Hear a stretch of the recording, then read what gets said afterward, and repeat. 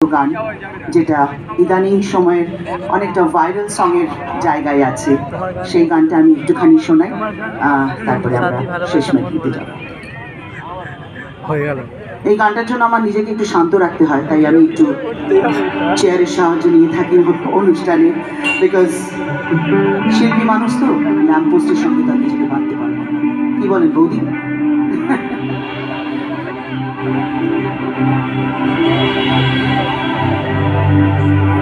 এই গানটি গিয়েছিলাম 2008-এ, আজকে 2026-এ দাঁড়িয়ে যখন কি বলবো জেনজিরাও এই গানকে এত ভালোবাসা দেয়, তারা তখন জন্মায়নি যখন আমি এই গানটা গিয়েছিলাম।